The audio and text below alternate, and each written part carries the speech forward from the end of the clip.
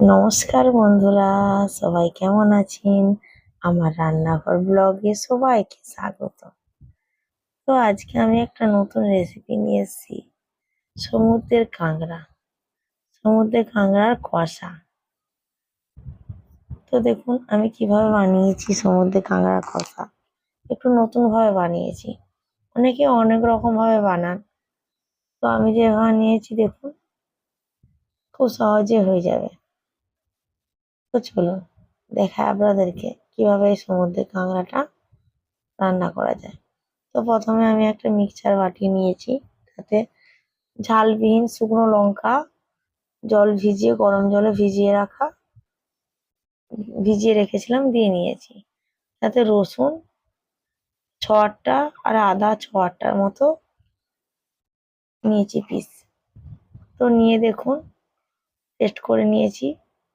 Paste করার পর আমি প্রথমে এবারে কাঁকড়াগুলো নিয়ে নিয়েছি, সাইডে রেখে মিক্সচারের বাটিটা এবার কাঁকড়া নিয়েছি।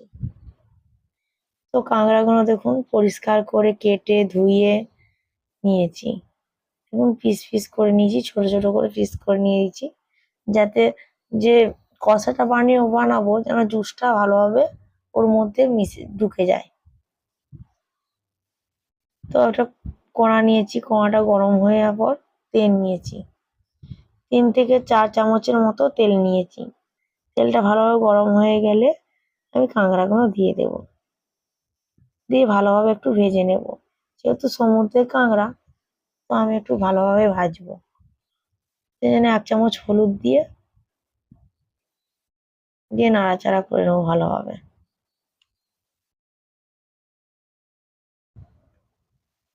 তো এতে 1 চামচ পরিমাণ মতো নুন দেব।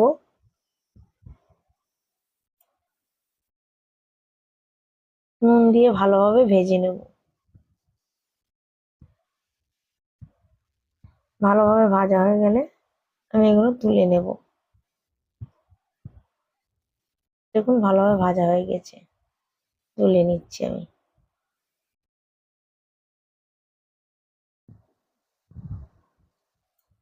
তুলে নিয়ে সেই কড়াতে আর 1 চামচের মতো তেল দিয়ে, 1 থেকে 2 চামচের মতো তেল দিয়ে আমি 1 চামচের মতো চিনি দেব।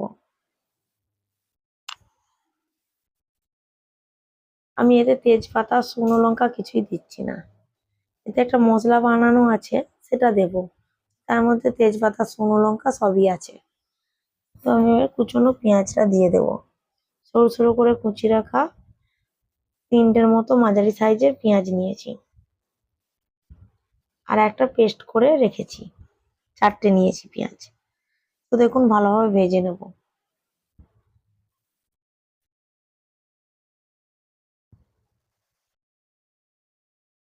ভালোভাবে ভেজে নেব লাল লাল করে।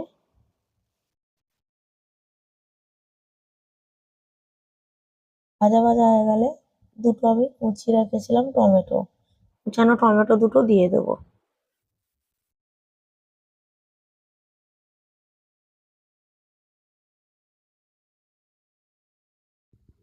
দিয়ে অল্প পরিমাণে নুন দিয়ে আমি এটাকে ভালোভাবে ভেজে নেব, যাতে টমেটোটা না শক্ত হয়ে থাকে, নরম হয়ে যায়।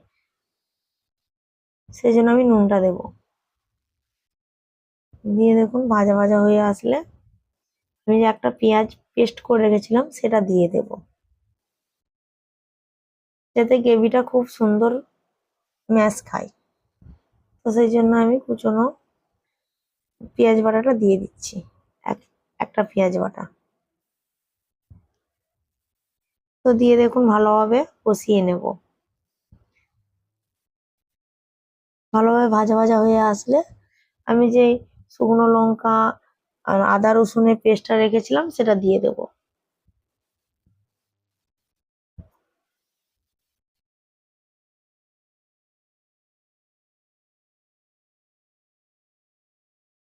ভালোভাবে নেড়ে নেব।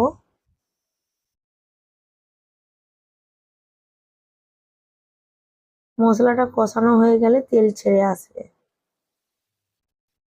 তো তাতে মিক্সচারের বাটি আমি যে মশলাটা গায়ে লেগেছিল সেটা জল দিয়ে ধুয়ে দিয়ে দেবো ওতে।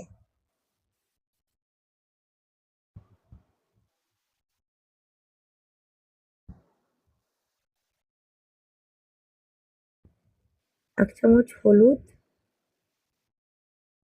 দিয়ে ভালোভাবে কষাবো। আর 1 চামচ লঙ্কা গুঁড়ো আর 1 চামচ গোলমরিচ গুঁড়ো। আর যে ভাজা গরম মশলাটা গুঁড়িয়ে রেখেছিলাম সেটা দিয়ে দেবো। তার মধ্যে তেজপাতা, শুকনো লঙ্কা, লবঙ্গ, এলাচ, দারচিনি এসব দিয়ে যে আমি একটা মশলা বানিয়ে রেখেছিলাম সেটা দিয়ে দিয়েছি। দিয়ে ভালোভাবে কষিয়ে জল দিয়ে দেবো।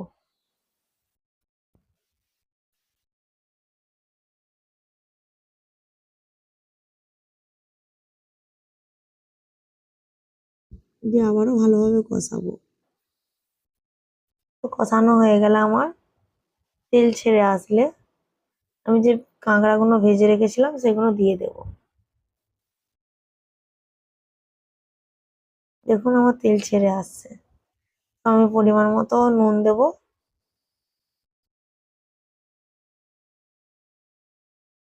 তো দেখুন আমার তেল ছেড়ে গিয়েছে মশলাটা দিয়ে। আমি এবারে কাঁকড়াগুলো দিয়ে দেবো।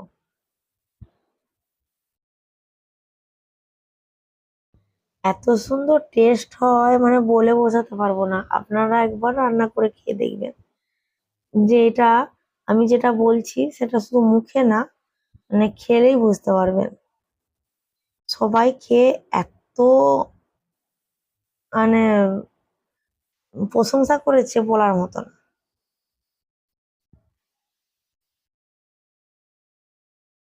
তো দেখুন ভালোভাবে কষানো আমি অল্প পরিমাণে জল দেব, যাতে ওই কাঁকড়ার গায়ে জুসি ভাবটা ঢুকে যায় জল দিয়ে।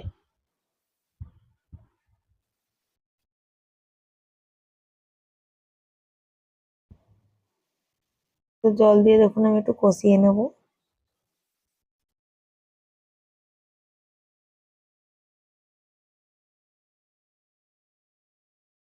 আপনারা একবার যদি রান্না করেন এভাবে বারবার রান্না করবেন।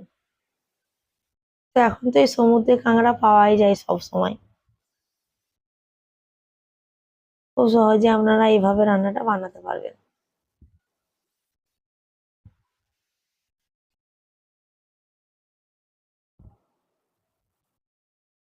তো দেখুন আমার হয়ে গিয়েছে কাঁকড়াটা কষানো। তো আমি এবারে তুলে নেব। তো দেখুন আমার কাঁকড়াটা কষানো হয়ে গেছে, তুলে নিয়েছি। তো দেখুন কি সুন্দর কালার হয়েছে একটা, আর খেতেও সুন্দর হয়েছে। তো আপনারাও বানান।